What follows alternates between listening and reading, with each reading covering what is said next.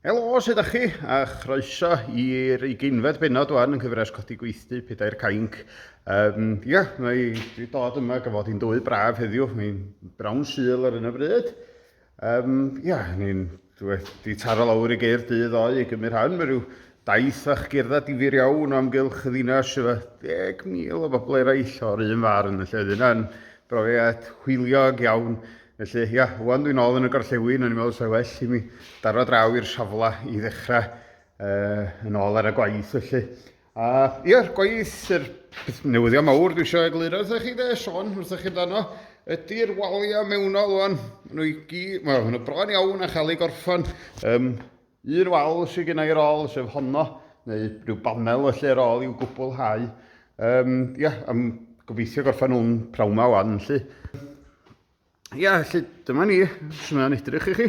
Hwn wedyn, dyma fydd gorffeniad gweladwy felly de, gweithdy. Pren OSB ydy hwn yn fan hyn. Mae'n bren defnyddiol iawn, mae'n cymys griws yn dda, ond hefyd mae'n bren strwythurol. A wedyn mae hynna yn mynd i helpu cadw'r gweithdy'n sgwar ag y tywydd fod eisiau i wiro yn ogystal â'r bresus di'r gweithdy yma mynd i unilla de. A fel y gwelwch chi, dwi wedi bordio fyny fanna.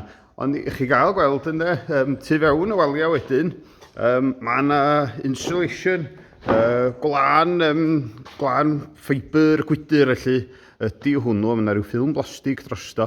A un o'r manteisio mawr y gwlan yma de, ydy mi fydd yn helpu rhywfaint i gadw'r adeilad yn gynnas, ond hefyd mi fydd yn stopio rhyw sŵn drymio felly pan fydd yna beirianna wedi'w tanio felly.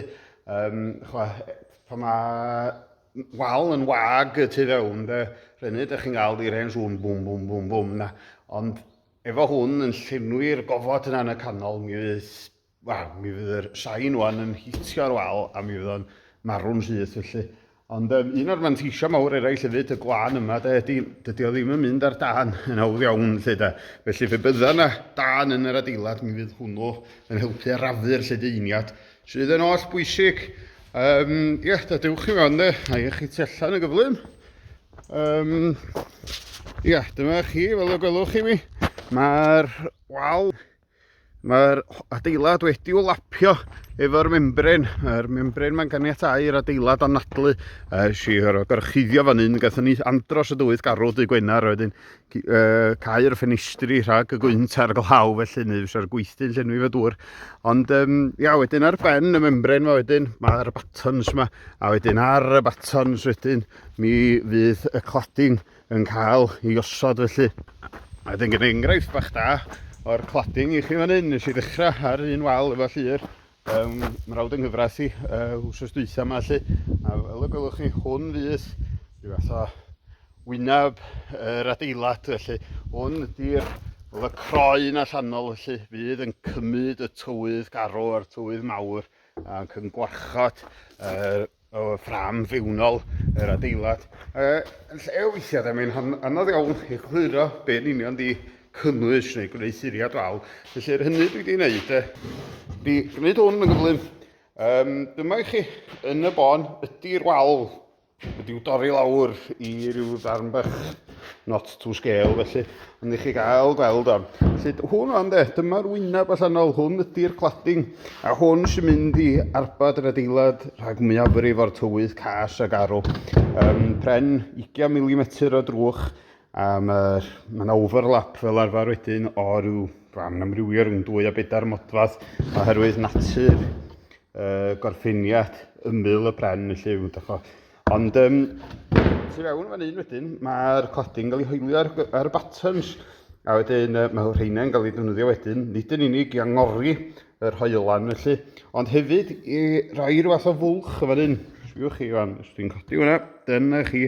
Mae yna fwlch yma, a diban y bwlch yma wedyn, di caniatau i air, i redag o amgylch y ffram, a dyn stopio tamprwydd gasglu yn erbyn yr adeilad felly. Na rhyw gylchrediad o air felly'n oll bwysig. A dyn yr hynny welwch chi fanna wedyn, ydy'r membren. Membren sydd yn caniatau'r adeilad anadlu. Diban hwn ydy ffydd bydd yna lybaniaeth tu fewn yn fan hyn yn rhywle, a gan gofio mae'r bren yma'n gymarol lyb, wel, mi fydd hwn wedyn yn caniatáu i'r gwlybaniaeth adael yr adeilad, ond yr un bryd ffydd bydd yna lybaniaeth wedyn yn llwyddo i wthio i ffordd i fewn drwy'r cladding, wel yna llifo i lawr wyneb y membren fel dŵr y bydda. O dan y membren wedyn, mae yna haenen o OSB 3, hwn mwyn sicrhau fe rhyw chydig o gryfdar i'r wal. Yn fan un wedyn yr OSB 3 wedi hoelio wedyn i'r studs yma, 4x2 wedi cael ei tanaleisio, wedyn dylan ti'n pydru. Hwn wedi'r glân wedyn, mae'r glân yma diolch yn dal dŵr, felly eithaf yn fel sponge lyb brown yn y stafell molchi, da chi wedi ffeindio tel y toilet yma. A wedyn, tu ôl yr insulation wedyn, fe welwch chi'r haenen fach dynna yma o blastig. A di'r plastig yma ddim yn caniatáu, ddim yn gadael ddŵr basio drwyddo. A rheswm dros hynna, mae dŵr wastad yn llifo i'r cyfeiriad sydd efo'r llia wrthwynebiad iddo, lle dydy afon ddim yn llifo i fyny mynydd yn ydy, mae'n llifo ar ei lawr. A wedyn diban yr ffilm yma wedyn ydy gorfodi y ffram bren i sychu am allan ac nid i fewn felly. A wedyn ar yr ochr fewnol y wal felly, wedyn mae'r OSB yma, yr OSB 3. A mae hwn, mae'n fel soniais, mae'n stwff yn o gry, yn cymryd sgriws o dda, a wedyn wedi hoelio ar du fewn a thu allan y ffram, mi fydd yn rhoi andros o lot o gryfder i'r walia felly. Felly, ia, dyna ni yn y bon. Ydy hanes y gweithdy ar un o bryd. Dwi'n fory fan fyddai'n gosod y ffenistri. Mae'r gwydra wedi cyrraedd y Gwener, mae'r fframio eisiau sy'n ei lle, lle drws gosod y gwydra i'w lle sy'n angen i wneud, a wedyn mae'n dechrau'r drysau erbyn ganol wsos nesa. A erbyn diwedd wsos nesa, gobeithio, fe gen i adeilad fydd wedi wchau rhag y gwynt ar glaw, a hynny mewn da bryd ynddo, cyn i'r tywydd yma droi. Mae'n fendigedig yma ar un o bryd, fel y gwelwch i mi. Da ni wedi cael yn bendithio fo tywydd braf leni. Mae'r wlad wedi bod yn torheilo dan heilwen. Nid yn unig mis Mai, Mehefin, Gorffennaf, Awst, ond hefyd Medi a dechrau Hydref hefyd. Manodd coelio, mae loni'n Hydref. Ia, dwi'n yn chwsyd am gres yr hael yn fyny. Ond, ia, na i adael i ar hynna am y tro. Gobeithio chi gyd yn cadw'n jampion. Ia, neu ryw fideo arall pan gael gyfle. Oce, wyl chi!